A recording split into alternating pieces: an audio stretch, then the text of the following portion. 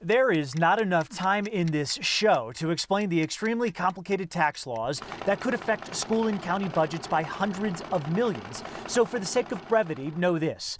The Gallagher Amendment could trigger one of the biggest residential property tax cuts the state has ever seen. The amendment, intended to limit how much homeowners pay in property taxes, could force state legislators to cut those taxes by 18% starting in 2022. That might sound great to homeowners, but to the schools and libraries and fire departments that use those funds, this is a disaster, as their budgets are already being decimated by coronavirus impacts. State projections released today show this could lead to a $491 million shortfall for schools. School districts are going to be hit so hard that I'm not sure they will be able to weather further hits coming in the future. That's Amy Baca-Ohlert, a high school counselor and president of the Colorado Education Association. Technically, the state is required to backfill what districts can't get via property taxes.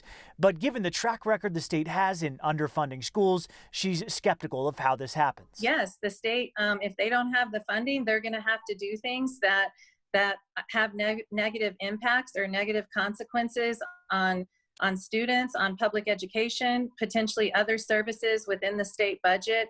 It could be a very dire picture. Democratic state senator and vice chair of the Joint Budget Committee, Dominic Moreno, has serious concerns about that commitment, too. He told me, quote, "It is the straw that breaks the camel's back. I don't know that the state budget could sustain that level of commitment." He says there are a few ways to address this issue, but believes the best path forward is to let voters decide whether or not to eliminate the Gallagher Amendment.